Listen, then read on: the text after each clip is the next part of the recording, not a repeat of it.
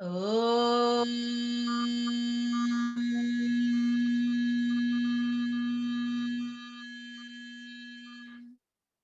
आणखीन एक श्वास.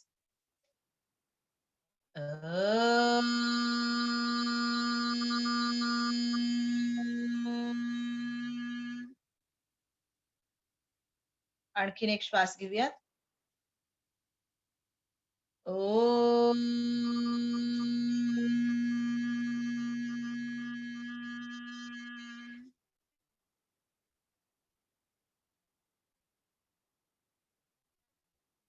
डोळे बंदचे.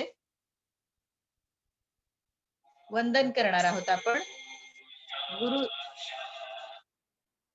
गुरुला वंदन करूया. जे काही आपले गुरु असतील आतापर्यंत आपल्या जीवनामध्ये आलेले, त्या सर्वांना वंदन करून घेऊ.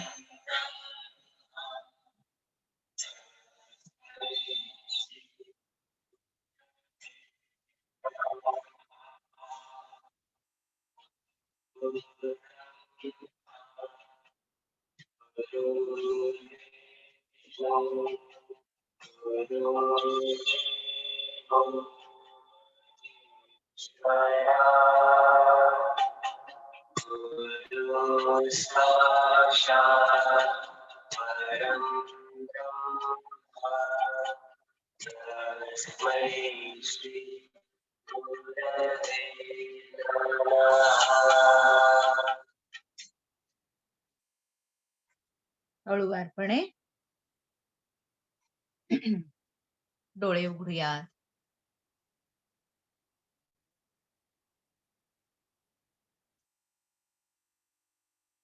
आपणा सर्वांचं स्वागत करण्यापूर्वी मी इथे बोलू इच्छिते की आर्ट ऑफ लिव्हिंगच्या माध्यमातून परमपूज्य श्री श्री रविशंकरजी यांच्या कृपाशीर्वादाने हा इंद्रधनुष्य वायल्टीपी टीम यामध्ये खूप सारे मंडळी आहेत. संतोष मगदुम सर आहेत, विक्रम पवार सर आहेत, बापूस देसाई, संध्या देसाई, त्याचबरोबर सुरेखा दिदी आहेत, मुंबईहून शोभा दिदी आहेत, बाबासाहेब गार्डे आहेत आणि मी स्वतः श्रद्धा लांडे आणि खूप सारी मंडळी आहेत. सगळ्यांचा आपण इथे उल्लेख केला तर शशिकांत सर आहेत, त्याचबरोबर बापूसो याच्यावरून ठोंबरे आहेत.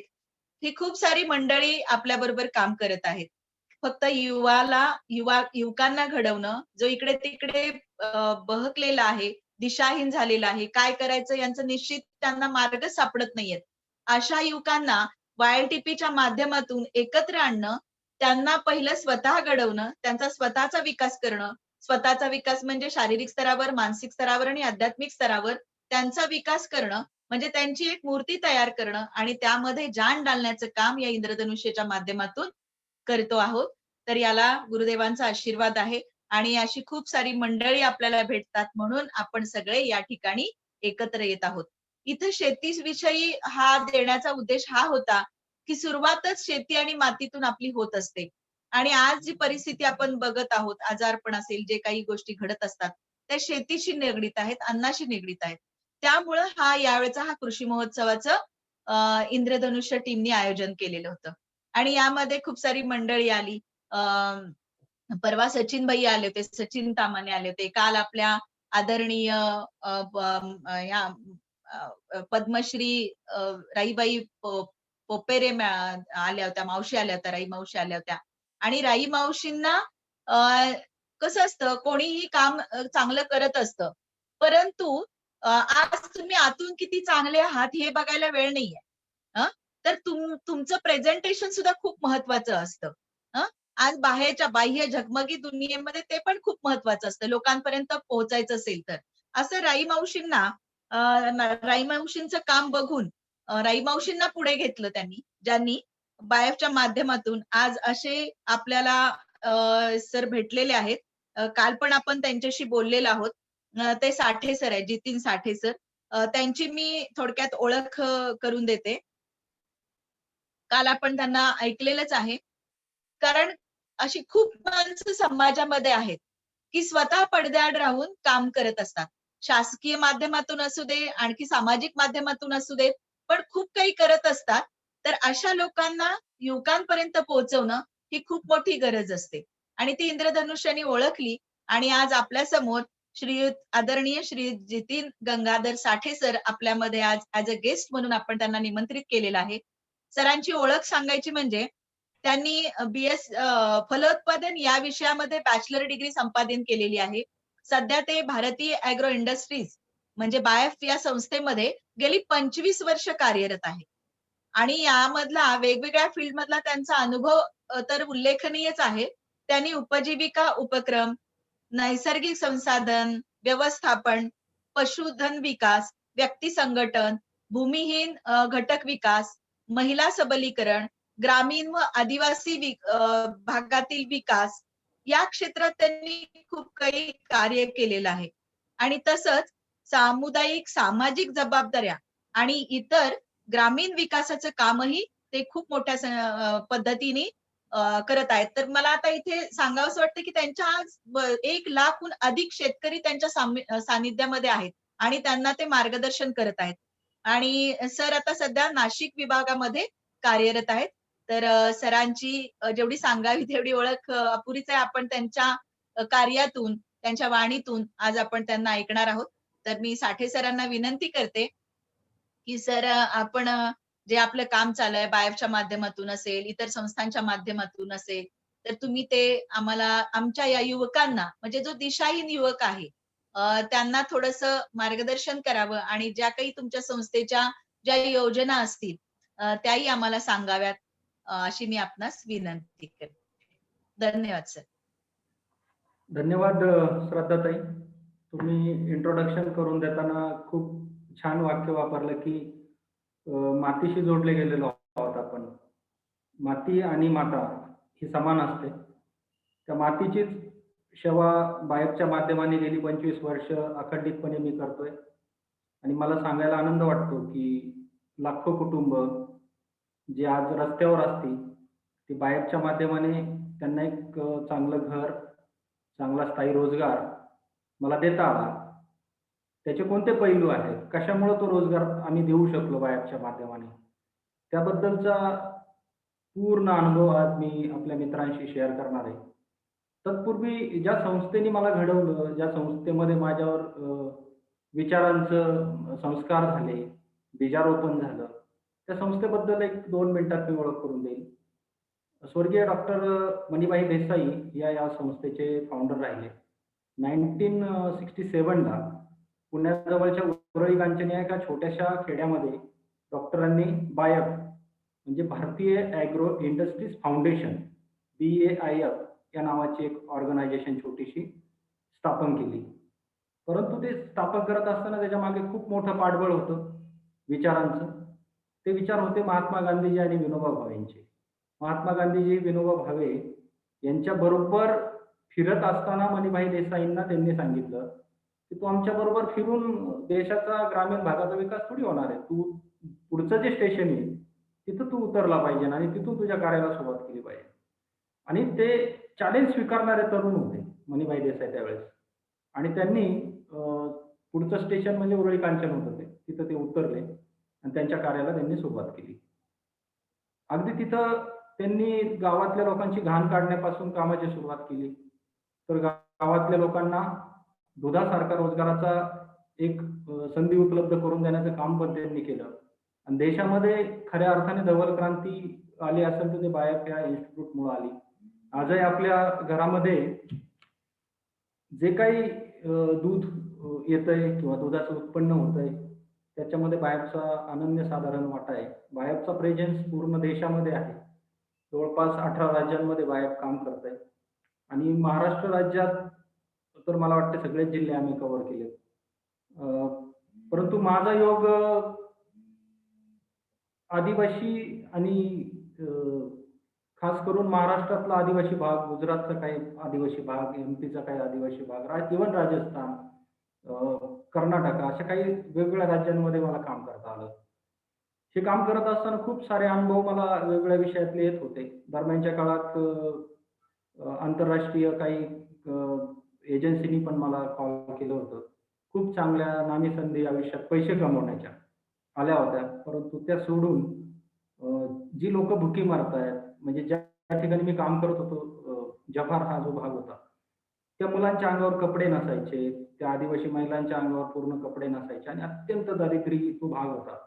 आणि त्या भागातल्या लोकांची सेवा सोडून मी कुठेतरी एखाद्या पाश्चात्य देशात खूप चांगलं जीवन जगावं आणि तिकडे गडगंज पैसे, संपत्ती कमवावी, हे विचार एक शेतकऱ्याचा पुत्र असल्यामुळे मला शिवले नाही आणि मी माझं काम, अजेंडा कायम हातात ठेवला. आणि मला सांगायला सगळ्यांना आनंद वाटतो, की गेली 25 वर्ष मी एकाच सेवाभावी संस्थेत आणि वेगवेगळ्या पदांवर काम केलं. अगदी मी सोशल वर्कर म्हणून खेड्यात पण काम केलं आणि आज मी रिजनल हेड आहे. 4 जिल्हे मी सांभाळतो. अनेक वेगवेगळ्या प्रकारचे प्रकल्प त्याच्यामध्ये CSR आहेत, गव्हर्नमेंटचे आहेत, नाबार्डचे आहेत. हे सगळे प्रकल्प मी सांभाळत असतो. आणि हे सांभाळत असताना जे काही अनुभव आले, जे काही गोरगरीब लोकांना हाताला हात देऊन मोठं करता आलं, त्यांना स्थायी रोजगार देता आला. त्याचं एक खूप मोठं समाधान आज 25 वर्षानंतर मिळतंय. तर तोच अनुभव मी आज तुमच्याबरोबर शेअर करणार आहे. तर परमपूज्य मणिभाई देसाईंना वंदन करून मी माझ्या प्रेझेंटेशनला सुरुवात करतो.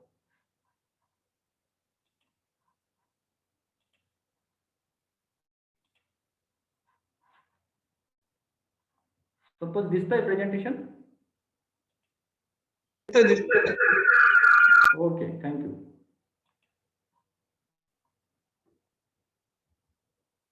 आपण जर पाहिलं तर बायफनी देशाला किंवा आपण जगालाही म्हणू शकतो, कारण बायफचा प्रेझेन्स वेगवेगळ्या देशांमध्ये पण आहे, देशांशी आमचं संलग्न नातं आहे. तर वाडी हा जो एक मॉडेल बायफनी दिला, त्याला ऑर्चर्ड मॅनेजमेंट किंवा ऑर्चर्ड ट्री बेस्ड फार्मिंग पण म्हणतात इंग्लिशमध्ये.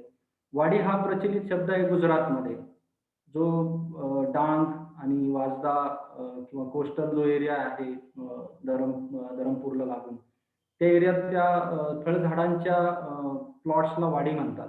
म्हणून वाडी मॉडेल बायफनी देशभर न्यायचं काम केलं. पहिली वाडी डॉक्टर मणिभाई देसाईंनी 1967 साली गुजरातला वाजदा ह्या आदिवासी पट्ट्यात डांग जिल्ह्यामध्ये लावली होती आणि तिथून त्याची सुरुवात झाली होती. कारण तिथल्या आदिवासी लोकांनी विनंती केली डॉक्टर मणिभाई देसाईंना, की आम्ही आमचं भात, नागली, वरईचं पीक काढल्यानंतर काम करण्यासाठी समुद्रकिनारी जिकडे बलसाड आणि डहाणू हा जो किनारपट्टी आहे, तिकडे चिक्कूच्या बागेत आम्ही काम करायला जातो, आंब्याच्या बागेत काम करायला जातो. तशी जर वाडी आम्ही लावू शकलो तर आम्हाला कायमस्वरूपी रोजगार मिळू शकतो, कारण त्याच्यापासून भरपूर पैसा तिकडची लोक, सदन भागातले लोक कमवतात. आणि तिथून वाडी ह्या मॉडेलचा जन्म झाला. त्याच्याबद्दलचे काही पिक्स आपण पुढे बघणार आहोत. नंतर फ्लोरिकल्चर एक असं मॉडेल जगाला बायफनी दिलं, की जास्मिन त्याच्यामध्ये असेल, गोल्डन चाफा असेल, ही जी पिकं आहेत ती आज हजारो शेतकरी, जव्हार, वाडा, विक्रमगड जर महाराष्ट्राचा भाग घेतला, आदिवासी पट्टा, तर तिथली फुलं आज गल्फमध्ये जातात, वेगवेगळ्या गल्फ सारख्या कंट्रीजमध्ये तिकडे एक्सपोर्ट होतात, वेगवेगळ्या देशांमध्ये तिथनं फुलं जातात आणि हजारो लोक आपल्या गावात, जिथून त्यांचं मायग्रेशन व्हायचं दुसऱ्या गावांमध्ये जाऊन, शहरांमध्ये जाऊन त्यांना रोजीरोटीसाठी खूप अपेष्टा काढावं लागायच्या. तर त्या लोकांसाठी फ्लोरिकल्चरचं मॉडेल एक बायफनी डेव्हलप केलेलं आहे. त्याच्यानंतर पुढचं जे मॉडेल बायफनी भारत देशाला दिलं ते ॲग्रो फॉरेस्ट्री मॉडेल. ते काय आहे ते पण आपण पुढे जाऊन समजून घेणार आहे. त्यानंतर महत्त्वाचं मॉडेल ज्याच्यावर मी मगाशीच जिक्र केली, की डेअरी फार्मिंग. म्हणजे डेअरी फार्मिंगने तर मी म्हणेल की क्रांती केली देशामध्ये आणि आजही कोट्यवधी नवयुवकांना स्थायी रोजगार देण्याचं काम, कारण आपला देश कृषीप्रधान आहे. 70% जनता ही आजही आपली शेतीवर आणि शेतीपूरक व्यवसायांवरतीच अवलंबून आहे. त्यामुळे दूध धंदा हा काही भागात मुख्य व्यवसाय झालाय, शेतीपेक्षाही तो पुढे गेलाय. म्हणून डेअरी फार्मिंग हे एक मॉडेल, त्याच्यामध्ये कॅटल डेव्हलपमेंट सेंटर आपण त्यांना म्हणतो, CDC, ते एक बायफनी खूप मोठ्या प्रमाणावर देऊन स्थायी रोजगार निर्माण केला. त्यानंतर पुढचं मॉडेल जे बायफने दिलं गोट फार्मिंगचं. लोक ज्या पद्धतीने शेळ्या पाळतात त्यामध्ये तंत्रशुद्धता आणणं, त्यांना एक शिस्त लावणं शेळी पालनामध्ये, चाऱ्याचं उत्पादन वाढवून एक स्थायी रोजगार गोट फार्मिंग मधून कसा देता येईल हा देऊन त्यातून पण हजारो नवयुवकांना रोजगार देण्याचं काम बायफनी केलेलं आहे. त्यानंतर ॲक्वा फार्मिंग. ॲक्वा फार्मिंग म्हणजे पाण्यात केली जाणारी शेती, त्याला नीलक्रांती पण आपण देशात संबोधतो. ॲक्वा फार्मिंग मध्ये विलेज लेवलचे काही मॉडेल्स, आम्ही जे काही पॉन्ड्स खाली पडलेले असतात तळे, त्याच्यामध्ये कसे आपल्याला मत्स्य उत्पादन घेऊन आपल्याला नवतरुणांना पुढे आणता येईल याच्यासाठी बायफने खूप मोठं योगदान देश पातळीवर दिलं आहे. त्यानंतर जीन बँक, कालच ज्या विषयावरती आपण राही मावशींशी बोललो, तर बियांची निर्मिती ही शेतीची गरज आहे, काळाची गरज असणार आहे. शाश्वत शेती हे आर्ट ऑफ लिव्हिंग मध्ये शिकवली जाते, ज्याला आपण ऑर्गॅनिक फार्मिंग म्हणतो किंवा सस्टेनेबल ॲग्रिकल्चर म्हणतो. तर त्या शाश्वत शेतीसाठी सगळ्यात महत्त्वाचं लागणारे बियांचे भांडार, बियांची निर्मिती ही काळ्या आईच्या उदरातूनच होणं अपेक्षित आहे, ना की कुठल्या तरी लॅबोरेटरीजमध्ये. तर ती कशी करायची, त्याच्यासाठी काही तरुण लोक असतील, बचत गटांच्या महिला असतील, आदिवासी महिला असतील, यांना ट्रेन करून बायफनी जीन बँकच्या मॉडेलमधून सुद्धा हजारो लोकांना, कालच तुम्ही राई आजींना ऐकलं, राई मावशींनी सांगितलं की माझ्यासोबत 3,500 आदिवासी महिला काम करतात. म्हणजे त्या 3,500 महिला नुसतं काम नाही करत, तर त्यांना स्थायी रोजगार ह्या नुसते बियाणे निर्मितीपासून साधारणतः 1 ते 2 गुंठा जागेवर नुसती पारंपरिक बियाणं जरी त्यांनी उगवली, तर त्यांना 30-30, 40-40 हजार रुपयाचे पेमेंट आम्ही त्यांना चेकद्वारे देत असतो. त्यामुळे आणि त्यांच्या पूर्ण शेतीतून मिळणारं उत्पन्न 20,000 रुपयाच्या वरती नसतं. पण 2 गुंठ्यातून फक्त बियांची निर्मिती करून त्यांना 30-30, 40-40 हजार रुपयाचं उत्पन्न होतंय. हे आमचे केस स्टडी जगाला मार्गदर्शन करणारे आहेत. त्याच्यानंतर मायक्रो वॉटरशेड मॉडेल्स. बराच भूभाग आपण जर पाहिला महाराष्ट्रातला, तर तो पडीक पडलेला आहे. तिथं कुठली पिकं घेतली जात नाही. त्या ठिकाणी ती जमीन उपजाऊ नसते. अनेक प्रश्न असतात. मग मायक्रो वॉटरशेड मॉडेल कसं इम्पॅक्ट करतं, ते मी तुम्हाला काही पिक्चर्स दाखवणार आहे. म्हणजे ती आयडिया तुमची अजून क्लिअर होईल. ते सुद्धा मॉडेल जगाला बायफने दिलं. आशिया खंडातला सर्वात मोठा वॉटरशेड किंवा मेगा वॉटरशेड हा बायफनी अकोले ब्लॉकमध्ये नाशिक जवळ अहमदनगर जिल्ह्यात केला होता. तो जवळपास 10,000 हेक्टर क्षेत्राचा होता. तो सुरुवातीला देशाला दिशादर्शक तो वॉटरशेड होता. त्यानंतर इम्प्रूव्ड फार्मिंग मॉडेल्स. मॉडेल शेतीमध्ये सुद्धा इम्प्रूव्हमेंट व्हायला पाहिजे. सिस्टमॅटिक ॲग्रिकल्चर पुढे यायला पाहिजे आणि याच्यावर बायफ पण बिलीव्ह करतं. आम्ही सगळेजण त्याचे पुरस्कर्ते आहोत. इम्प्रूव्ड फार्मिंग मॉडेल्स आम्ही काही डेव्हलप केले, तेही तुम्हाला मी शेअर करणार आहे. त्यानंतर लँडलेस लोक खूप आहेत आपल्याकडे, भूमिहीन लोक खूप आहेत. जर उत्तर प्रदेश सारख्या राज्याचा विचार केला, बिहार सारख्या राज्याचा विचार केला, तर लँडलेस लोक म्हणजे ज्यांना जमीनच नाही असे लोक खूप आहेत.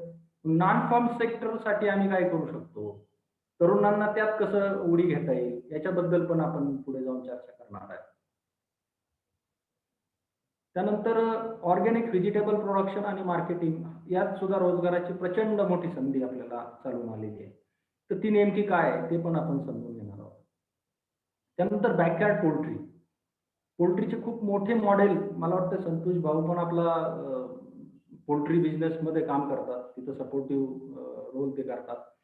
परंतु ही जी बॅकयार्ड पोल्ट्री आहे, आमच्या छोट्या आदिवासी गावाकडच्या महिला घराजवळ कशा 50, 100, 150 त्यांच्या कॅपॅसिटीनुसार पक्षी सांभाळून रोजगार निर्मिती करू शकतात, अंड्यांची निर्मिती करून त्यांचं कुटुंब कसं जगवतात, त्याच्या पण मी तुम्हाला काही केस स्टडी सांगणार आहे. सगळ्यात महत्त्वाचा विषय बी किपिंग, मधुमक्खी पालन. आता मध निर्मिती असेल, बीज नाही राहिल्या तर हे निसर्ग राहणार नाही, निसर्ग राहिला नाही तर मानव जमातच नष्ट होईल, हे शास्त्रज्ञांनी खूप अगोदर सांगितलंय. मी तुम्हाला नव्याने काय सांगत नाही. पण बी किपिंग मध्ये सुद्धा रोजगाराची संधी आहे. कारण काही केस स्टडी अशा आहेत की ते फक्त मधमाशांचे बॉक्स डाळिंब सारख्या पिकांमध्ये ठेवण्यासाठी देतात आणि महिन्याला 2-2, 3-3 लाख रुपये अर्निंग त्यांचं आहे. तर ते सुद्धा आपल्याला रोजगाराची संधी म्हणून बघणं अत्यंत गरजेचं आहे. त्यानंतर फॉरेस्ट प्रोड्यूस कलेक्शन आणि त्याचं मार्केटिंग करणं. त्याच्यामध्ये बेडा असेल, मोहा असेल, चारोळी असेल, तर ही सगळी पिकं आपण कसे लाईन अप करू शकतो, त्यात तरुणांना कसं उतरवता येईल, त्यात त्यांची व्हेंडरशिप कशी लॉन्च करता येईल, यासाठी सुद्धा खूप महत्त्वपूर्ण चर्चा आज आपल्याला करता येणार आहे. तर सगळ्यात पहिली आपण बघूया की वाडी मॉडेल काय असतं. मित्रांनो, तुम्ही ह्या पिक्चरमध्ये बघताय की पडीक जमीन आहे, कुठंतरी असा भूभाग आहे की जो कधीही कसला गेलेला नाही. त्या जमिनीच्या याच्यावरून तुम्हाला स्टाईलवरून कळत असेल की ही पडीक जमीन आहे, वर्षानुवर्ष बंजर राहिलेली जमीन आहे. त्या जमिनीत शेतकऱ्यांना आपण लेआउट करून देऊन खड्डे खणायला लावले. साधारणतः 1 मीटर लांब, रुंद आणि खोल हे खड्डे आहेत आणि या खड्ड्यांमध्ये पुढे जाऊन तुम्ही बघा किती सुंदर पद्धतीने फळझाडं त्यांनी विकसित केले. आता ही लोक एवढी गरीब आहेत की 2 वेळचं यांना जेवण पण मिळत नाही. मग याची सोय बायफनी केली. यांना झाडं लावल्यानंतर वेळच्या वेळेवरती ACR त्याला आम्ही म्हणतो, activity completion report. Activity completion report आल्यानंतर यांच्या खात्यावरती आम्ही बँकेत पैसे जमा करतो, ज्याच्या बेसवरती यांचा काही दिवस उदरनिर्वाह चालतो. आणि मला सांगायला आनंद वाटतो की 3-4 वर्षानंतर ही जेव्हा फ्रुट्सवर येतात हे फळझाडं, ते एका वाडीमधून ह्या गरीब जोडप्यांना साधारणतः 60,000 ते 70,000 रुपयापर्यंत अर्निंग सुरू होतं. आणि हे खूप मोठं आहे. ग्रामीण आणि आदिवासी भागामध्ये 60,000-70,000 रुपये कंटिन्यू कुटुंबांना मिळणं म्हणजे त्यांच्यासाठी खूप स्थायी रोजगाराचं एक साधन आहे. कारण ज्यांचं उत्पन्नच मुळात 20,000च्या वर जात नाही, त्यांच्या गरजा पण खूप कमी असतात त्या लोकांच्या. त्यांचं उत्पन्न जर 50,000च्या वर नेऊन घातलं, तर ते खूप आनंदी आणि हॅपी लाईफ जगू शकतात. त्याचं एक मॉडेल बायफनी उभं केलंय. त्याला आम्ही ऑर्चर्ड डेव्हलपमेंट म्हणतो किंवा वाडी मॉडेल म्हणतो. तुम्ही चित्र बघताय की खेड्याकडची आपली गरीब, आदिवासी, शोषित लोकं कशा पद्धतीने आपण त्यांना काम दिलंय त्यांच्या हाताला आणि जी उपजाऊ, जी पडीक जमीन आहे, जी आपल्याला निसर्गाने वर्षानुवर्ष म्हणजे 5-5 हजार वर्ष माती तयार व्हायला लागतात. तर ती तशीच पडलेली होती आणि हे लोकं मात्र शहराकडे गर्दी करून शहरं पण बकाल होत होती आणि रोजगार पण मिळत नव्हता. आजार घेऊन गावाकडे येत होते. तर मग त्या ठिकाणी आंबा असेल, काजू असेल, आवळा असेल, पेरू असेल, वेगवेगळी फळझाडं, ज्या जमिनीवरती जी फळझाडं सूट होतात, त्याचं तांत्रिक मार्गदर्शन, त्याचे लेआउट, कलमांचा पुरवठा, त्यानंतर आफ्टर केअरचं त्यांची सगळी कामं करून घेणं, याला वाडी मॉडेल आपण म्हणतो. यापासून उपजाऊ केल्या जमिनी आपण, ज्या पडीक जमिनी होत्या. तुम्ही बघत असाल चित्रामध्ये की अत्यंत गरीब लोकं, ज्यांच्या चेहऱ्यावरती प्रचंड एक आशा आहे, आनंद आहे आणि ते आंब्याने लगडलेले झाड आपल्याला सगळ्यांना दाखवतं. शेजारी तुम्ही बघता कॅशू नट, जो तो सोन्याच्या भावात विकला जातो काजू. एक रेटचा काजू ₹1000 किलोने विकला जातो. तर ही झाडं लाखो हेक्टरवर म्हणजे त्याचा आकडा सांगणं पण या ठिकाणी रोज बदलतो तो आमचा बायफमध्ये, कारण एवढ्या राज्यांमध्ये आमचा प्रेझेंट आहे. तर झारखंड असेल, उत्तराखंड असेल, आसाम असेल, गुजरात असेल, राजस्थान असेल, MP, UP सगळीकडे या फळझाडांच्या लागवडी बायफच्या माध्यमाने शास्त्रशुद्ध पद्धतीने. आता तुम्ही म्हणाल की मग इथं गव्हर्नमेंटनी पण काम केलं, पण गव्हर्नमेंटच्या वाड्या ह्या कागदावर राहिल्या. परंतु बायफची वाडी ही प्रत्यक्षात आली आणि प्रत्यक्ष उत्पन्न घेऊन ही लोकं, मला तुम्हाला सांगायला आनंद वाटतो की ज्या लोकांना मी हातामध्ये दोरी दिली, जी लोकं जवाहरला मी सकाळी पहाटे 4ला उठायचो आणि 5ला मी गाडीला किक मारायचो. 6 वाजता 50-60 किलोमीटरचा जंगलातला रस्ता काटून 6 वाजता मी लोकांच्या दारात असायचो. कारण 7 वाजता, 8 वाजता जर मी तिथे गेलो, तर ही लोकं मोहाची दारू पिऊन इकडं-तिकडं गावात जाणार. मोहाची दारू पिल्यानंतर ती 3-3 दिवस यांची उतरायची नाही. त्यामुळे मी ती दारू प्यायच्या आत लोकांकडे जायचो, त्यांच्या हातात दोरी द्यायचो, लेआउट द्यायचो आणि फळझाड लागवडीसाठी खड्डे खणायला हे सगळे तरुण लोकं, ही सगळी घरातली माणसं लावायचो आणि मग अशा वाड्यांची निर्मिती करून ही जी वसुंधरा माता आहे, तिला हिरवं करण्यामध्ये मोठं योगदान बायफच्या माध्यमाने देता आलं. तुम्ही या पिक्चरमध्ये बघाल की या भागात पाणीच नाही. आपण बऱ्याचदा सांगतो की "सर पाणी नाही." लोकं पण मला सांगायचे, "सर पाणीच नाही आमच्याकडे, तर हे कसं जगवणार आम्ही झाडं? तुम्ही सांगताय आम्हाला खरं, पण हे शक्य नाही."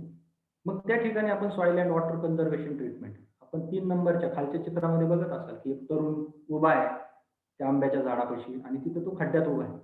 ते चर असतात 6 फुटाचे लांब, 2 फूट रुंद आणि 2 फूट खोल. अशा आकाराचे जेव्हा आपण चर घेतो झाडाच्या वरच्या बाजूने उताराला आडवे आणि त्याची माती जेव्हा बुंद्याला टाकतो, तर त्या चरामध्ये हजारो लिटर पावसाचं पाणी मुरतं. त्या मुरलेल्या पाण्यावर, त्या ओलाव्यावरती तुमची ही पिकं ग्रीप घेतात आणि 3-4 वर्षानंतर तुम्हाला उत्पन्न द्यायला सुरुवात करतात. म्हणजे ड्रायलँड वरती सुद्धा आपण अशा पद्धतीने वाडी मॉडेल तयार करू शकतो. तुम्ही या चित्रामध्ये बघत असाल की पेरूची बाग आहे. एक आदिवासी स्त्री ते झाडाला निहाळते. अगदी 17 महिन्यामध्ये पेरू उत्पन्नाला येतं. जर चांगली काळजी घेतली तर. आणि त्याची जर प्रॉपर केअर घेतली तर आता त्याच्यात अल्ट्रा हाय डेन्सिटीचं पण प्लांटेशन करता येतं. जवळ-जवळ आपल्याला लागवड घेता येते. एकरामध्ये तुम्ही 500च्या वर झाडं पण बसवू शकता. तर हे सगळं तंत्रज्ञान वापरून लाखो कुटुंबांना आपण स्थायी रोजगार दिला. हा जर रोजगार त्यांना गावात नसता मिळाला, तर ही सगळी लोकं शहराकडे आली असती आणि कुठेतरी पुलाखाली, कुठेतरी मोरीमध्ये, कोणाच्या तरी घराला लागून झोपडी टाकून राहिली असती. ही लोकं स्वाभिमानाने त्यांच्या जमिनीवर आज जगतायत आणि शाश्वत उत्पन्न घेत आहेत. मित्रांनो, तुम्ही बघत असाल की टोकऱ्या भरल्यात फळांनी. ही एक केस स्टडी आहे जी नॅशनल लेव्हलला गाजली होती. नाबार्डनी पण हिला रिकमेंड केलं होतं. ड्रायलँड हॉर्टिकल्चरमध्ये हे येतं सीताफळ. आमच्या भागामध्ये खूप साऱ्या व्हरायटीज सीताफळाच्या, त्या आम्ही कन्झर्व्ह केल्या. जसं राई आजीने तिचे काही पारंपरिक वाण 150चे वर वाण कन्झर्व्ह केले, तसे आम्ही काही व्हरायटी सुद्धा प्रोटेक्ट केलेल्या आहेत. तर ही शमशेरपुरी म्हणून एक आमची व्हरायटी आहे. शमशेरपूर भागात, डोंगराळ भागात येते ही. गर्दनी म्हणून गाव आहे तिकडे येते. ती प्रिझर्व्ह केलेली आम्ही काही व्हरायटी आहेत. तर त्यातल्याच व्हरायटी लागवड करून हजारो गरीब हातांना स्थायी रोजगार याच्यातून मिळतो. मला सांगायला आनंद होतो की हा युसुफ म्हणून आमचा शेतकरी आहे. गेली 25 वर्ष माझ्यासोबत काम करतोय. याच्याकडे फक्त 1 एकर जमीन आहे. 1 एकर जमिनीमध्ये शाश्वत पद्धतीने सीताफळापासून त्याला ₹2.5 लाख शाश्वत उत्पन्न मिळते. 3 वर्षाची बाग झाल्यानंतर त्याला ते उत्पन्न सुरू झालं. याची नोकरी गेलती. कल्याणला हा नोकरी करायचा आणि जॉब गेल्यानंतर गावाकडे अक्षरशः तो पत्ते खेळ, कुठं दारू पी, घरच्यांना मारहाण कर, मुलाबाळांना मारहाण कर. एक दिवस माझी त्याची भेट झाली आणि त्याला मी सांगितलं, "अरे मित्रा, तू हे सगळं." तो म्हणे, "साहेब, माझी जमीन इतकी वर्कस आहे, तिथं काही गवत पण उगत नाही." म्हटलं, "चल, मी तिथं आपण तिथं नंदनवन करूया." आणि त्याच्या जमिनीवर मी पाऊल ठेवला आणि त्याला सांगितलं, की "यार, तुला इथं पाणी कमी आहे, आपण पावसावर येणारी झाडं लावू." आणि सीताफळाची काही आम्ही बाग उभी केली. गेली 25 वर्ष हा शेतकरी युसूफ जगालाही मार्गदर्शन करतोय. त्याच्याकडे नर्सरी पण आहे आणि आज त्यांनी त्या 1 एकरच्या बागेवर अजून 3 एकर जमीन घेतली आणि हा गावातला सगळ्यात चांगला आदर्श शेतकरी मानला जातो. त्याचं उत्पन्न आज 9 ते 10 लाख रुपये अॅन्युअली आहे. तर हे असे काही मॉडेल्स बायफनी हॉर्टिकल्चरमध्ये तयार केले. त्याच पद्धतीने आपण बायफचे फ्लोरिकल्चरचे काही मॉडेल्स बघू शकतो, की मगाशी मी सांगितलं, की फुल शेतीमध्ये पण बायफने मोठं काम केलेलं आहे. हे गुलाबाची शेती आहे, ग्लॅडिएटर म्हणून व्हरायटी आहे. याचं एक वैशिष्ट्य आहे, की हे झाडावरती 15 दिवस पण राहिलं तर हे फूल खराब नाही होत, त्याची पाकळी नाही पडत. तर असे काही व्हरायटीज आम्ही लॉन्च करून शेतकऱ्यांपर्यंत पोहोचवल्या. एक 5 गुंठे जमिनीवरती जर फुलबाग लावली, तर एक साधारणतः 5 लोकांचं कुटुंब 5 गुंठ्यावरती आरामशीर जगतं, हे आमचा अभ्यास आहे. हे ॲस्टरची फार्मिंग आहे. ॲस्टर हे सीझनल क्रॉप आहे. ॲस्टरच्या फार्मिंगमध्ये तुम्ही 5-10 गुंठे जरी ॲस्टरची फार्मिंग केली, दिवाळी दसऱ्याला याची जर फुलं मार्केटमध्ये गेली, तर याच्यातून तुम्हाला किमान 1 ते ₹1.5 लाख निव्वळ उत्पन्न मिळू शकतं. 4 महिन्याचं हे पीक आहे. हे तुम्ही बघू शकता स्क्रीनवर, की ॲस्टरची फार्मिंग केली, फुलांनी बहरलेला बाग आहे, एक तरुण शेतकरी आहे. 10 गुंठ्यामध्ये त्याला ₹40,000 होऊन गेले होते. आणि मला सांगायला आनंद वाटतो, की लास्ट इयरला माझ्या आईनी मूळ गावी, माझं गाव अण्णा हजारे यांच्या गावाजवळच आहे पारनेर तालुक्यात. तर माझ्या आईने गेली 40 वर्ष कष्ट करून डोंगरात जमीन तयार केली होती. त्या जमिनीवर तिने 2 एकरवरती ॲस्टरची फार्मिंग केली होती. तर 2 एकरमध्ये तिला ₹8.5 लाख निव्वळ उत्पन्न झालं आमच्या घरी. ही स्टोरी मी का सांगितली? कारण ह्या स्टोरीला देश पातळीवरती घेऊन जाता आलं, सांगता आलं, की बुवा महिला सुद्धा कुठं कमी नाहीत. आणि ते माझ्या आईचं पण ते एक उदाहरण मी शेअर केलं. त्याला आज तकनी, एनडीटीव्हीनी पण पब्लिश केलं. नंतर संतोष भाईकडे ती स्टोरी पाठवेल नक्कीच सगळ्यांना पाहायला. पण जमीन खूप येऊ शकते. तिच्यात आपण काय करायचं, कसं नियोजन करायचं, हे तंत्रज्ञान जर तुम्हाला उपलब्ध झालं, तर नक्कीच शेतकरी सुखी होऊ शकतो. आणि जे शेती सोडतात लोकं, 15,000ची 10,000ची नोकरी पकडतात, त्यांना हा आदर्श नक्कीच डोळ्यासमोर ठेवता येईल. हे क्रायसॅन्थेममची फार्मिंग होती.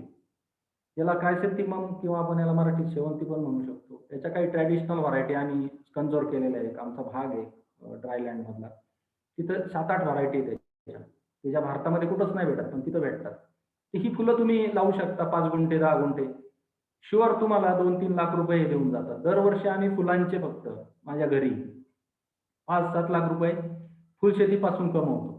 100% कमवतो. फक्त ते टायमिंग साधता आलं पाहिजे. दसरा हा भारतातला सगळ्यात मोठा सण असतो. दसऱ्याला जर तुमचं फुल तुटलं, जेवढं फुल तुटेल तेवढं तुम्ही म्हणजे पैसेच गोळा करायचे त्या काळात. असं जर डोकं लावून तुम्ही फार्मिंग केली, तर नक्कीच परवडतं. हे जास्मिन कल्टिव्हेशन आहे. छोट्या-छोट्या लँडवर 5 गुंठे, 10 गुंठे. काही लोकांनी आता मोठ्या प्रमाणावर पण करायला घेतले. हे जव्हारवाडा, विक्रमगड या आदिवासी पट्ट्यातले क्षेत्र आहे. तर ही मोगऱ्याची शेती जवळपास 10,000 शेतकरी करतायत आमच्या तिकडे, आदिवासी शेतकरी. आणि विशेष म्हणजे तरुण शेतकरी हे काम करतायत. ते रात्रभर फुलं तोडतात. फुलं वेचतात. पहाटेच्या गाडीने त्यांची मुंबईला फुलं जातात आणि पहिल्या फ्लाईटने ते गल्फमध्ये पण जातात. असं एक लिंक केलेलं आहे. जवळपास 10,000 कुटुंब त्याच्यावरती स्थायी रोजगार गमावतात आणि रोजीरोटी पण गमावतात. ॲग्रो फॉरेस्ट्री मॉडेल बद्दल आपण बोलूयात. ते बांबू कल्टिव्हेशन आहे. ज्यांच्याकडे खूप जमीन आहे, वेस्ट पडलेली आहे, अशा लोकांना बांबूसारखं उत्पन्न 3 वर्षात तुमचा बांबू कापायला येतो. अशा काही व्हरायटी आपण इकडे लॉन्च केल्या. तर हे बांबूचं कल्टिव्हेशन करून ज्या वेस्टलँड आहेत किंवा शेताचे बांध आहेत नदीलगत, तिथं नक्कीच तुम्ही बांबूचे 100-200 बेट तयार केली पाहिजे. त्यातून शाश्वत उत्पन्न तुमच्या कुटुंबाला मिळू शकतं. ही कार्बी हे सह्याद्री घाट रिजनमध्ये कार्बी म्हणजे प्रचंड प्रमाणात उगणारं हे पीक आहे. जंगलात निसर्गाने आपल्याला दिलेलं, फुकट दिलेलं हे पीक आहे. लोकांनी भरमसाठ तोडणी करून ही कार्बी जंगलातून संपुष्टात आणलेली आहे. कार्बीबद्दल मी एवढंच सांगेल की कार्बीचं आयुष्य 7 वर्षाचं असतं. 7व्या वर्षी ती बियाणं देते. ती बियाणं जर आपण नुसतं जमिनीवर फेकून दिलं, नुसतं जमिनीवर फेकायचं, तुम्हाला काही नाही करायचं उन्हाळ्यामध्ये. पाऊस पडला की ते त्याच्यावरती पाणी पडलं की त्याचं कवच फुटतं आणि ज्या ठिकाणी ते उडून पडतं तिथंच ते बियाणं उगतं. हे जे तुम्ही प्लॉट बघताय कार्बीचा, आम्ही आर्टिफिशियल बियाणं पेरून तो तयार केला होता. हा 7 हेक्टरचा आमचा प्लॉट होता. त्याच्यामध्ये जवळपास 20 लाख रुपयाच्या आम्ही स्टिक्स विकल्या कार्बीच्या. कार्बीच्या स्टिक्स ज्या आहेत त्या घर बांधणीसाठी कामाला येतात. टोमॅटो, वालवड यासारखी जी पिकं आहेत ज्याला सपोर्ट लागतो किंवा द्राक्ष आहेत, या सपोर्ट देण्यासाठी याचे स्टिक्स वापरले जातात. हे ॲग्रो फॉरेस्ट्रीमध्ये तुम्ही वापरू शकता. याचा अजून एक फायदा आहे, याचे जे लिव्स आहेत, हे लिव्स लवकर याचं फर्टिलायझर तयार होतं. बायोमास याचा खूप चांगला असतो. याच्या जीवावरती तुम्ही चांगले पिकं घेऊ शकता. हा जो बायोमास आहे याला जर शेताच्या बांधावर तुम्ही कल्टिव्हेट केलं आणि याचा जर बायोमास तुम्ही जमिनीला वापरून घेतला तर याच्यावरती येणारे पिकं उच्च दर्जाची येतात. तुम्ही या चित्रात बघू शकता की भाताचं एक छोटंसं खाचर आहे. त्याच्या बांधावर सगळीकडे कार्बी लावलेली आहे आम्ही आणि ह्या कार्बीमुळे प्रोटेक्शन मिळतंय भाताला. हे पाला सगळा त्यात पडतो, तो सडतो आणि त्याचं खत तयार होतं आणि जैविक खतामुळे ती जमीन उपजाऊ बनली आणि ज्या जमिनीत कधी 50 किलो पण तुम्हाला भात मिळत नव्हता, तिथे तुम्ही पोत्यामध्ये भात घ्यायला लागले. तर असे काही एक्झाम्पल्स बायफने सेट केलेत. कार्बीच्याच बेसवरती काही न्यूज पण पब्लिश झाल्या होत्या या भागात की नामशेष होत चाललेली कार्बी परत आदिवासी बांधवांनी जगवली, तिला मोठं केलं आणि आता कार्बीचे मोठी घनदाट जंगल आदिवासी स्वतः तयार करायला लागली. त्याचं बियाणं जपायला लागली. जे भरमसाठ नुसतं तोडायचं माहित होतं, ते लावायचं पण माहीत करून दिलं. याच्या खूप साऱ्या मीडियानी पण स्टोरी कव्हर केल्या होत्या. कार्बीचे कसे उपयोग होतात घर बांधण्यासाठी असेल, शेत करण्यासाठी असेल, त्याच्या हे पब्लिश झालेले काही लेख आहेत. त्यानंतर ॲग्रो फॉरेस्ट्रीमध्ये हे एक भेंडीचं झाड भारतात सगळीकडे येतं. बांधावरती भेंडी लावून हा जो धराडी म्हणून आमचा एक शेतकरी आहे, यांनी गेली 30-40 वर्ष याचं कुटुंब फक्त या भेंडीच्या झाडावर चालतं. तुम्हाला गंमत सांगतो.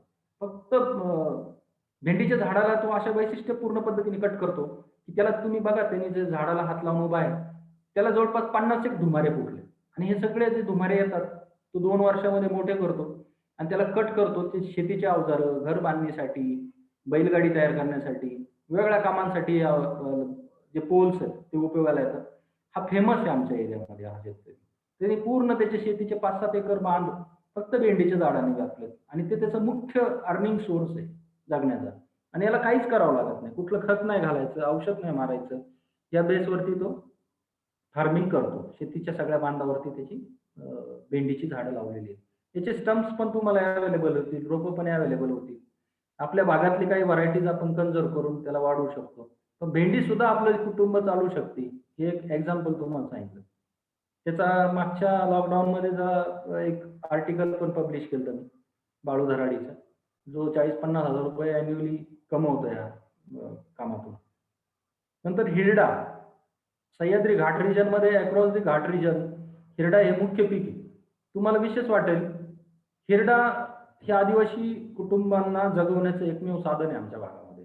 आंबेगाव, जुन्नर, खेड हा जो पुण्यालगतचा जो पट्टा आहे किंवा इकडे अकोले असेल, तसंच नाशिककडे सालेर, मुल्लेर पर्यंत जो पट्टा आहे, हा सगळा पट्टा जव्हारवाडा, विक्रमगड, तलवाडा, मलवाडा इकडे सगळीकडे हिरड्याची झाडं प्रचंड आहेत आणि हिरडा एका कुटुंबाला 70-70 हजार रुपये कमवून देणारं एक पीक आहे. म्हणजे उन्हाळ्यात तुम्ही जर का आंबेगाव जुन्नर भागात गेले तर तिकडे शेतकरी तुम्हाला वेळ पण देणार नाही, तुमच्या मीटिंग पण अटेंड करणार, कारण त्यांना हिरडा काढायचा असतो, हिरडा वाळवायचा असतो, बाळ हिरडा तयार करायचो, बाळ हिरड्याला 250 रुपये किलोला भाव आहे. तसंच हा जो हिरडा आहे याला पण 30-40 रुपयापर्यंत स्थानिक पातळीवरती व्यापारी विकत घेतात. आता महामंडळ पण ते विकत घेतं, पण व्यापारी पण त्याला आता बऱ्यापैकी भाव द्यायला लागले. तर हिरडा सुद्धा आपल्या जीवन चरितार्थाचा भाग होऊ शकतो. आमच्या भागातला एक शेतकरी आहे हैबत भांगरे म्हणून, त्याचा एक लेख मी पब्लिश केला मुद्दाम. त्यांनी 60 झाडं हिरड्याची तयार केली त्याच्या शेतात खाजगीमध्ये, आणि त्याच्यापासून त्याला 40-50 हजार रुपये दरवर्षी घर बसल्या उत्पन्न मिळतं. म्हणजे अशा काही संधी आहेत, निसर्ग आपल्याला शिकवतो, त्यातून आपण शिकलं पाहिजे, काहीतरी धडा घेतला पाहिजे. लाईव्हस्टॉक डेव्हलपमेंट हा एक खूप महत्वाचा कंपोनंट बाहेर करतंय. हे जे पिक्चर तुम्ही बघता, भारतातली सर्वश्रेष्ठ गाय मानली जाते डांगी. त्या डांगी गायीपासून मिळणारं दूध, तूप किंवा याचं मलमूत्र, शेण. काल राही मावशी पण तुम्हाला सांगत होती की हिच्या शेणापासून तयार केलेल्या गोवऱ्या असतील, तिची राख असेल, प्रचंड औषधी. मग त्याच्यात जर तुम्ही बियाणं ठेवलं तर ते 5-5 वर्ष काही होत नाही, हा मावशीचा पण अनुभव आहे. आणि याचं दुधालाही कमी असते, पण आता बायफने त्याच्यामध्ये थोडं त्यातले जे बुल्स आहेत उच्च प्रतीचे, त्याला बाजूला करून त्याचं सीमन वगैरे कलेक्ट करण्याची सिस्टम बसून 8-8, 9-9 लिटर डांगी गाई पण दूध द्यायला लागल्या. नॅचरली सर्व्हिसमुळे त्या गायी ज्या 2 आणि 2.5 लिटर दूध देतात, त्याच गायी आता बायफनी 8-8, 9-9 लिटर पर्यंत दूध देऊ शकतात अशा क्षमतेच्या तयार केल्या टेक्नॉलॉजी वापरून. तर हे आमच्या भागातलं जीवन जगण्याचं साधन आहे लोकांचं. आणि ऑफकोर्स ही गाय कुठेही वाढू शकते. या गायीचं एक वैशिष्ट्य आहे, अतिशय पाऊस पडणाऱ्या भागात एवढं एकमेव ब्रीड जगू शकतं. बाकीचे लाल कंधार किंवा खिलार हे एरिया परत्वे असू शकतात, परंतु हे अतिशय पाऊस पडणारे आणि टीप स्लोप म्हणजे अतिशय उतारावरती जमिनीवरती हे लाईव्हस्टॉक आपण सांभाळू शकतो. त्यानंतर जे कॅटल ब्रीडिंग सेंटर्स आहेत, ज्या लोकांना फक्त दूध आणि दुधासाठीच हार्ट तयार करायचे आहेत, असे हजारो हार्ट्स बायफनी देश पातळीवर तयार केले. आणि या हार्ट्समधून निघणारं जे दूध आहे, ते दूध हजारो कुटुंबांना जीवन जगण्याचा एक सहारा बनलेलं आहे. आणि जवळपास देश पातळीवर आमचे 5 ते 6 हजार लाईव्हस्टॉक सेंटर आहेत, जे डोर टू डोर सर्व्हिस देते. म्हणजे महात्मा गांधीजींनी मणीबाईंना सांगितलं की गावाकडे जाऊन तू काम कर, पण आम्हाला मणीबाई देसाईंनी अजून पुढे सांगितलं की तुम्ही गावाकडे जा, शेतावर जा, लोकांच्या गोठ्यावर जा, तिथं काम करा. तुमचं ऑफिस हे खेड्यातच पाहिजे, तुम्ही कुठे शहरात राहता कामा नये, कारण लोक माझी खेड्यात राहतात. तर मग ही खेड्यात जाऊन गोठ्यावरती सर्व्हिस देऊन ही जी काय दूध तयार केलंय बायफनी उच्च दर्जाचं, त्याच्यापासून पण हजारो लोकांना रोजगार मिळतो. म्हणजे आजकाल पाहिलं की गावाकडची तरुण मंडळी इकडे तिकडे आपण नको तिकडे वेळ घालवतो, पण त्याच्याऐवजी जर 2 आपण चांगल्या दूध सांभाळल्यात, आपल्या कुटुंबाला दूध दुभतं होतं, आणि त्यातून रोज तुम्हाला किमान 500-600 रुपये तुम्ही घरी आणता 2 तासामध्ये. गोट डेव्हलपमेंटचं एक मॉडेल आहे. तुम्ही स्क्रीनवर बघताय की अतिशय गरीब एक कुटुंब आहे. हे पुण्याजवळचं चाकण जवळचा एक भाग आहे, तिथलं एक पिक्चर आहे. तर ते तिथं 150 कुटुंब आम्ही ट्रायल बेसवरती घेतले होते. मग त्यातले जे लॅक्युना आहे, त्यांच्या ट्रॅडिशनल पद्धतीने जे काय ते शेळी पालन करायचे, तर त्यात थोडे फार मॉडिफिकेशन आम्ही आणले. तर याच्यात तुम्ही बघताय की शेळ्यांना बोअरवेलचा जो केसिंग पाईप आहे त्याच्यापासून तयार केलेला लो कॉस्ट फीडर स्टँड बनवलाय आणि त्यात शेळ्यांना फिडिंग करतोय. आणि पलीकडच्या बाजूला तो जो शेतकरी उभा आहे त्याच्या बॅक साईडला 2 शेळ्या पाणी पित आहेत, ते ड्रिंकर स्टँड प्रोव्हाइड केलेला आहे. या 2 गोष्टींमुळं शेळ्यांमध्ये जंत निर्माण होण्याचं प्रमाण कमी होतं. कारण शेळ्या जर कुठेही जमिनीत घाणेरड्या जागेत तोंड घालून हे केलं, चारा खाल्ल्या, तर त्याला त्याच्याबरोबर अनेक जीवजंतू पोटात जातात. मग ते तिथं त्याला वर्म्स तयार होतात आणि मग हळूहळू त्याचं वजन कमी होतं शेळ्यांचं आणि मग त्याची प्रोडक्टिव्हिटी कमी होती. हे सगळं टाळण्यासाठी हे 2 मॉडेल फक्त आम्ही दिले की फिडिंग आणि ड्रिंकिंग स्टँड. हे इंटरव्हेन्शन 3,500-4,000 हजार रुपयाचं आहे फक्त. तर त्याच्या बेसवरती ह्या कुटुंबातल्या शेळ्यांची संख्या वाढवू शकलो, दूध वाढवू शकलो, विक्री करता येण्याजोगे बोकड वाढवू शकलो. ज्या कुटुंबामध्ये बेस लाईनला आमच्याकडे फक्त 8 शेळ्यांची नोंद होती, तिकडे आता 25 शेळ्यांची नोंद झालेली आहे. आणि त्याचं कुटुंबाचं अॅन्युअल इन्कम 1.5 लाखाच्या वरती आम्ही सहज नेऊन घेऊ जाऊ शकलो. असे काही आपल्याला मॉडेल्स उभे करावे लागतील, की ज्याच्यामुळं ही एक दुसरी केस स्टडी आमची.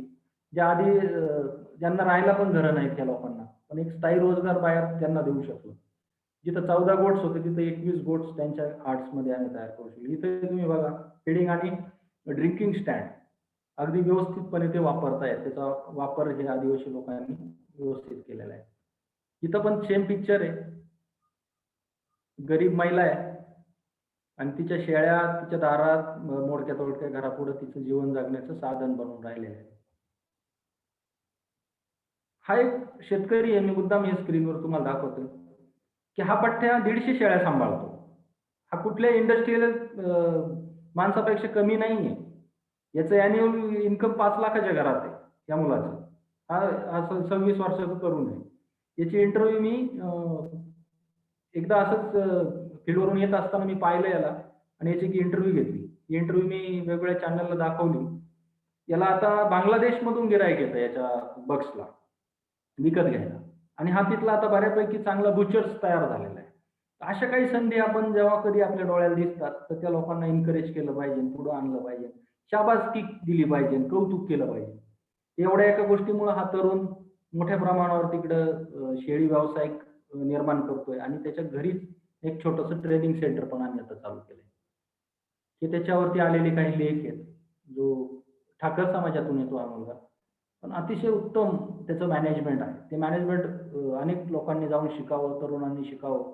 अगदी 3री 4थी झालेला तरुण आहे.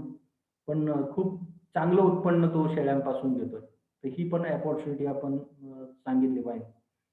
ते काही ब्रीड्स आहेत ते कन्झर्व्ह करण्याचं काम बाहेर गेली 50-53 वर्षापासून करतंय. ही संगमनेरी ब्रीड आहे. ह्या ब्रीडचं वैशिष्ट्य आहे की याला ट्विन्स किंवा 3 किड्स होण्याची जास्तीत जास्त शक्यता असते. तर ही आपण टेक्नॉलॉजी किंवा हे ब्रीड्स आपल्या भागात नेऊ शकतो. त्यानंतर ॲक्वा फार्मिंग बद्दल मी मगाशी बोललो होतो की गावामध्ये अनेक तळे असतात, शेततळे असतात किंवा व्हिलेज लेवलचे पॉन्ड असतात, अर्बन डॅम असतात, केटीव्हीएस आहेत. त्याच्यात जर रोहू, कतला, मृगल, चिलापिया ह्या ज्या व्हरायटी आपण ज्या रिकमेंड केलेल्या आहेत त्या जर सोडल्या तर लाखो रुपयाचं उत्पन्न. म्हणजे ही जी तरुण आहेत हे क्रिकेट खेळायचे, कुठतरी दंगामस्ती करत गावात फिरायचे. त्यांच्या हातात मी जाळं दिलं, फिशचे सीड सोडले.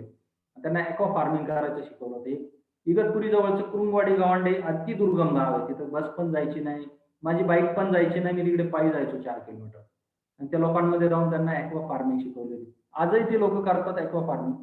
त्यांचं जीवन जगण्याचं फक्त एवढंच गावातलं तळं एकमेव मार्ग आहे. त्यानंतर आपण बघतो की जीन बँक मॉडेल. काल राही आजींनी बरंच काय काय तुम्हाला सांगितलं. पण अशा बियाण्यांच्या बँका आपण गावोगावी तयार केल्या की जिथून बियांचं संकलन होईल आणि देश पातळीवरती ग्रेडिंग केलेलं बियाणं चांगल्या उच्च प्रतीचं बियाणं जाईल. तर ह्या नेटवर्कमुळं एकट्या अकोले तालुक्यात जो नाशिक जिल्ह्याला लागून आहे तिथं 5,000 कुटुंबांना आपण रोजगार देऊ शकतो. 5,000 कुटुंब म्हणजे छोटी आकडा नाही. करोडो अब्जावधी रुपये खर्च करून शासनाला तेवढ्या मोठ्या प्रमाणावर रोजगार निर्मिती नाही करता आली. परंतु आपल्या भूमातेने आपल्याला तंत्र शिकवलं की तुम्हाला आम्ही देतोय, निसर्ग फुकट देतोय, त्याचं संवर्धन करा, त्याची जपणूक करा, त्याच्यात वृद्धी करून ते लोकांना द्या. त्याची गरज आहे. आज राई मावशींच्या दारात किंवा तिथल्या अजून बाकी आमच्या फूड मदर आहे, वॉटर मदर आहे किंवा धान माता आहे, यांच्या दारात विदेशातून लोक येतात त्यांची धूळ चाटायला किंवा आम्हाला 2 कवायना द्या. तर तेच आपल्या भागात का निर्माण होऊ शकत नाही? आपल्या तरुणांना ही संधी नाही का? याच्यावर आपण नक्की विचार केला पाहिजे. नुसतं बियाणं निर्माण करून त्याच्यावर जगणारी आमची शेकडो गावं निर्माण झालेली आहे बायोच्या माध्यमातून. तिथे सुद्धा आपल्याला रोल मॉडेल म्हणून पुढे नेता येऊ शकतं. राई आजी आहे ती बियाण्यांची बँक तिच्या घरात जेव्हा बायफने स्थापन केली तेव्हाचं ते पिक्चर आहे इनिशियल स्टेजचं. यात तुम्ही बघताय की वेगवेगळ्या पोजमध्ये आहे मावशी, कुठं बियाणं तिने ठेवलेलं आहे. या सगळ्या गोष्टींचा अभ्यास तुम्ही तुमच्या भागात करावा. ही गोष्ट काल तर तुम्ही ऐकली, परंतु तरुणांनी म्हाताऱ्या माणसांना हसून त्यांची मजा उडवण्यापेक्षा त्यांच्याजवळ बसा, त्यांचं ऐका, ते काय सांगतात, त्यांच्याकडे काय ज्ञान आहे, ते ऐकायची सवय ठेवा. कदाचित मी जर ऐकलं नसतं त्या राई आजीची तर आज आपल्याला राई आजी भेटली नसती. मी तिची आठवणी करून निघून गेलो असतो तर भेटली नसते आपल्याला आजी. तसे आपल्या आजीबाई जवळ बसा गावात, तिच्याकडे काय नॉलेज आहे त्याचा अभ्यास करा. तुम्ही बघा सहज जर आपल्या गावाकडच्या आजीजवळ बसले, तर तिच्या पाठीवर तुम्हाला बिबवे सापडतील, कवड्या सापडतील. तिला विचारा ना, "हे का ठेवते तू?" हे करूनच असे उद्योग करूनच ही राई मावशीसारख्या हजारो मावश्या मी मिळवल्या. एक उदाहरण तुमच्या समोर राई मावशींचं आहे. तर मला सांगायला आनंद वाटतो, की माझ्या अशा हजारो, शेकडो मावश्या आहेत गावोगावी, की जे स्पेशल आहेत माझ्यासाठी. काही मावश्या तर अशा आहेत, की चहा ते गवत असं जंगलातलं काही गवत आहे त्यांच्याकडे, की तसा चहा तुम्हाला लाखो रुपये देऊनही मिळणार नाही. ते चहा त्याचं जर उत्पादन घेतलं, तर आता आम्ही त्याच्यावर काम करतोय, की ते गवत आणायचं. जसं आपल्याकडं लेमन टी आहे, लेमन ग्रास आहे. परंतु लेमन ग्रास मधला एक जंगलातला प्रकार जो विशिष्ट भागातच येतो, तो आम्ही आणलाय. त्याची कॉफी पण काही लोकांनी तयार केली. तर अशा आजीबाई जवळ बसल्यानंतर ज्ञान आपल्यालाही मिळतं. आपणही काहीतरी त्यातून रोजगार निर्मितीच्या संधी निर्माण करू शकतो. त्यामुळे असे गरीब लोकांची हेटाळणी करण्यापेक्षा त्यांच्याजवळ बसा. त्यांच्या समस्या समजून घ्या. त्याच्यातच तुम्हाला रोजगार पण सापडेल, त्यातच तुम्हाला ज्ञान पण सापडेल. खूप ज्ञान देणारी माणसं आहेत आपली जुनी. हे सगळं त्यांच्याच माध्यमाने बायफनी उभं केलं. या भाताच्या सगळ्या व्हरायटीज तुम्ही बघताय. बायफनी जवळपास 350-400 भाताच्या नुसत्या व्हरायटी कन्व्हर्ट केलेल्या आहेत. नॅचरल रिसोर्स मॅनेजमेंटचं मगाशी मी जसं सांगितलं तुम्हाला, की मायक्रो वॉटर सेट डेव्हलपमेंटचे काही पॅचेस आहेत. खूप पडीक जागा आहे, जमिनी आहेत. त्या जर ट्रीट केल्या अशा, याला सायन्स आहे त्याच्यामागं. ते सायन्स समजून घेऊन करावं लागतं. कुठेही खड्डे खणून जमत नाही. तर हे लेआउट करून देऊन गोरगरीब लोकांना कामाला लावून हे ज्या पद्धतीने आपण पाणी अडवतो, या पाण्यामुळं हजारो लोकांना रोजगार गावातल्या गावात मिळतो. तो कसा? तुम्ही या चित्रामध्ये बघा, की एका बाजूला तुम्ही 2 चित्र बघताय, वृक्ष जमीन आहे आणि एका बाजूला तुम्ही पिक्चर बघताय, की ते पाणी अडल्यामुळं ती जमीन उपजाऊ झाली. तिथं त्या पाण्याचा उपयोग करून लोकांनी cash crop, oil seed crop घ्यायला सुरुवात केली आणि बंजर भूमी ते हरित भूमी हे दोन्ही प्रयोग तुम्हाला एकाच पिक्चरमध्ये मी दाखवायचा प्रयत्न करतो. 70% त्यांनी क्रॉपिंग इंटेन्सिटी वाढली. हेही त्याचंच पिक्चर आहे. सॉइल अँड मॉइश्चर कन्झर्वेशन तिथं वाढलंय आणि त्याच्यामुळं पीक आहेत, तिथलं बायोडायव्हर्सिटी आहे, ते सगळं परत कमबॅक करू शकली. सेम पिक्चर आहे. जे बंजर भूमी आहे, तिथं तुम्ही पाणी अडवल्यानंतर ऑटोमॅटिकली तिथं बायोडायव्हर्सिटी तर येतेच, परंतु वेगवेगळे क्रॉप्स पण तुम्ही करू शकता. सेम पिक्चर आहे. बिफोर आणि आफ्टर मी पिक्चर मांडायचा प्रयत्न केलाय. ड्रायलँड तुम्ही लांबपर्यंत बघू शकता, की कुठेही हिरवं तुम्हाला दिसत नाही. परंतु तेच पाऊस, पाणी तुम्ही धरती मातेला दिल्यानंतर चित्र बदलू शकतं. सेम पिक्चर आहे इथं पण. Improved farming model. भात सगळीकडे अक्रॉस दी इंडिया होतो. पण भाताच्या लागवडीच्या वेगळ्या सिस्टम आहेत. त्या आपण जर शेतकऱ्यांना शिकवल्या, तर भाताचं उत्पन्न आपण 40, 50, 60% काही भागामध्ये डबल पण करून दाखवलंय. ही SRI टेक्निक आहे. एक 10-12 दिवसाचंच रोप त्याच्यात लावायचं असतं 15 बाय 25 सेंटीमीटर अंतरावर. त्याच्यानंतर त्याची वाढ एकदम व्यवस्थित आणि जोमाने होऊ शकते. हे फूड ॲग्रीकल्चर फार्मिंगमधले काही हे चित्र आहे. सेम पिक्चर आहे जे लोकांमध्ये जाऊन इम्प्रूव्ड ॲग्रीकल्चरसाठी काम केलेलं आहे आमच्या टीमने. जसं पॅडीची नर्सरी कधी करत नाहीत लोकं. ते राबणी करतात. राबणी एक पद्धत आहे बऱ्याच आदिवासी भागामध्ये. मग ते राबणी करण्यासाठी जंगल तोडावं लागतं. जंगल तोडल्यामुळे तिथं धूर होतो सगळा ते जाळल्यावर आणि आपला निसर्गाने दिलेला अमूल्य असा बायोमास आपण जाळून टाकतो. तर त्याला हा पर्याय म्हणून शेतीचा आपण दिलेला आहे तिकडे. तुम्ही बघताय की तरुण शेतकरी कसे उत्कृष्ट पद्धतीने शेती करतायत. भात शेती त्यांनी लावलेली आहे आणि आयडियल प्लॉट त्यांनी उभा केलाय. कॅश क्रॉप आपण इंट्रोड्यूस करू शकतो. जसं हे नायजर आहे, सॉरी जिंजर आहे. अद्रकाची शेती छोट्या-छोट्या पॅचमध्ये आदिवासी भागात आम्ही सुरू केली आणि खूप चांगलं उत्पन्न हे लोकं काढतात. सस्टेनेबल फार्मिंगसाठी तुम्ही कंपोस्टिंग मॉडेल, वर्मी कंपोस्टिंग असेल, नाडॅप कंपोस्टिंग असेल, हे सगळ्याचे डेमॉन्स्ट्रेशन आणि ट्रेनिंग लोकांना देऊन तिकडे लोकांना घडवू शकता. सेम मॉडेल आहे, जे छोट्या-छोट्या जागेवरती छोट्या जमिनी असणाऱ्या लोकांना आपण शिकवून सस्टेनेबल ॲग्रीकल्चर कसं होऊ शकतं हे शिकवलंय.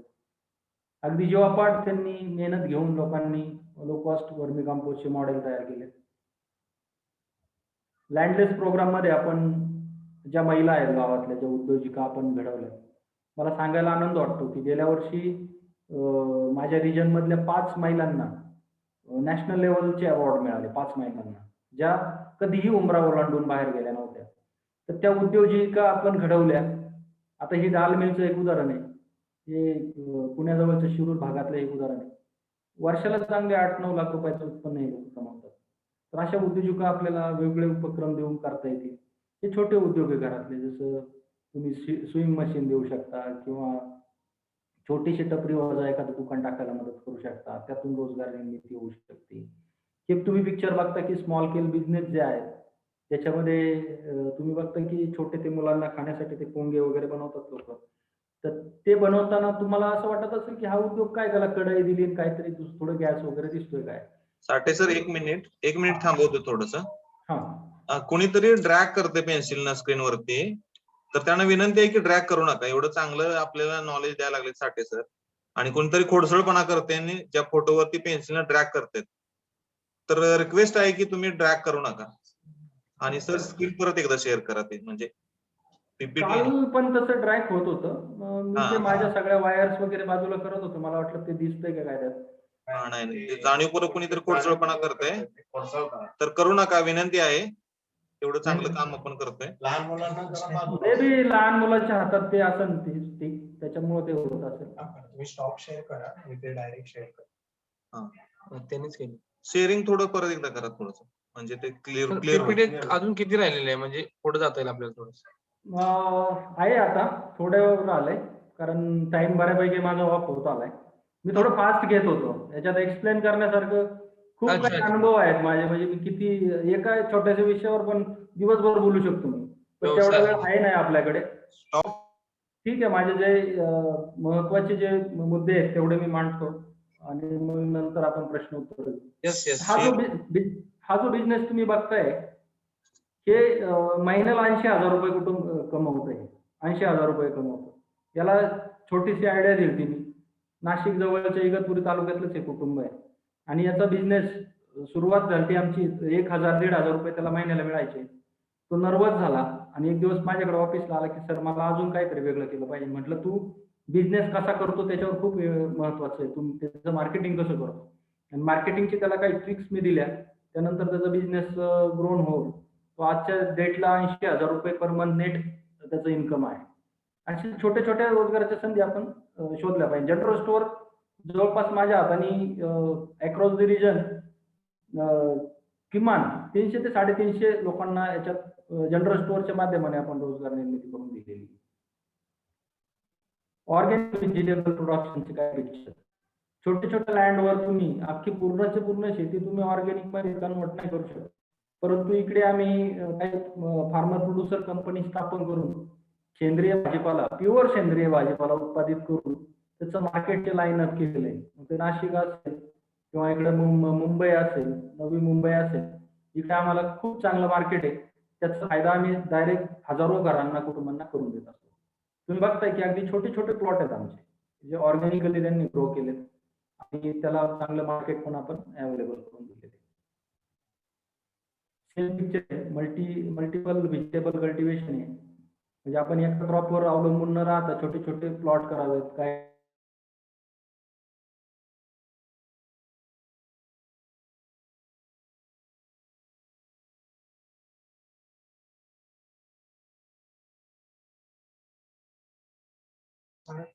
हा, घ्यायचे का साठे सर प्रश्न?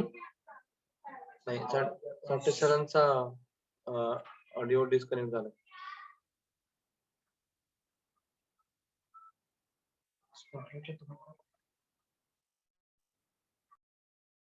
असतील ना तर आधी चॅट करून ठेवा. तुम्ही चॅट बॉक्सवर हे करा, सेंड करा, म्हणजे मग आपण विचारता येतील. मॅडम सगळं रेडी आहेत प्रश्न लिहून घेतलेले, त्यामुळे डायरेक्ट विचारूया. चॅट बॉक्सवर कोणाचे आले असतील तर तोपर्यंत करतील ना लोक. आणखी काही विचारायचे असतील. ज्यांना कोणाला प्रश्न असेल त्यांनी तुम्ही चॅट बॉक्स वरती टाईप करू शकता.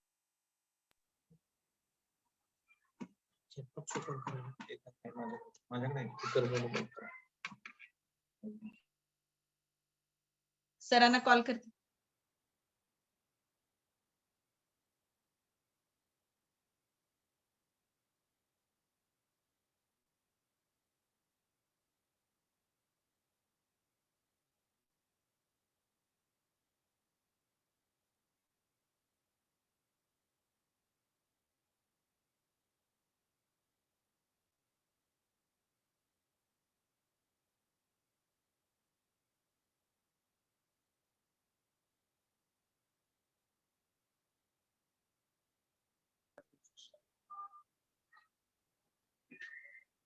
जर कोणाला ग्रामीण भागातील रोजगाराच्या संधी आणि त्या संदर्भातलं मार्केटिंग याविषयी जर काही प्रश्न असतील तर तुम्ही चॅट बॉक्स वरती प्रश्न ड्रॉप करा. सर एका मिनिटात रिजॉईन होत आहेत. नेटवर्क इश्यू आहे मे बी, पण रिजॉईन करतायत सर. तोपर्यंत तुम्ही तुमचे प्रश्न मार्केटिंग संदर्भातले आणि ग्रामीण भागातील तरुणांना रोजगाराच्या संधी कशा उपलब्ध करता येईल आणि स्वतः बिझनेस कसा करता येईल याविषयी त्यांचे सगळे प्रश्न तुम्ही चॅट बॉक्स वरती टाकून घ्या.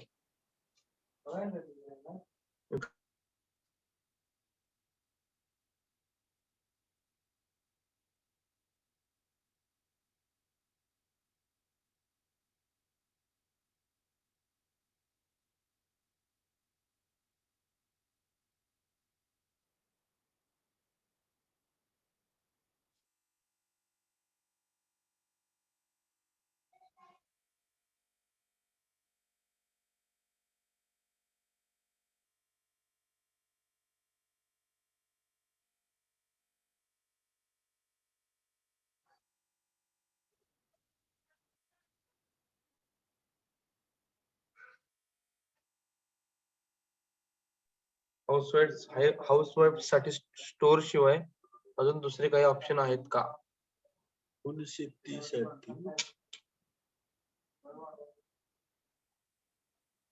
शेतीसाठी काय? साठे सरांना फोन झाला का सर? हा करता येईल.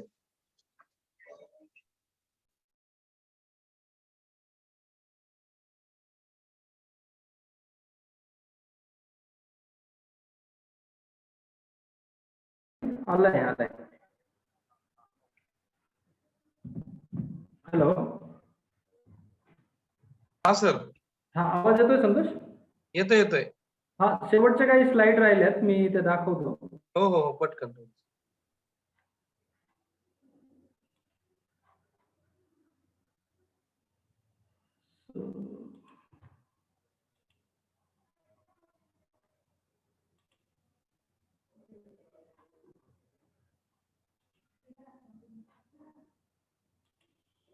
हा, स्क्रीन दिसतोय संतोष? नाही दिसत आहे. अजून शेअर झालेलं नाही.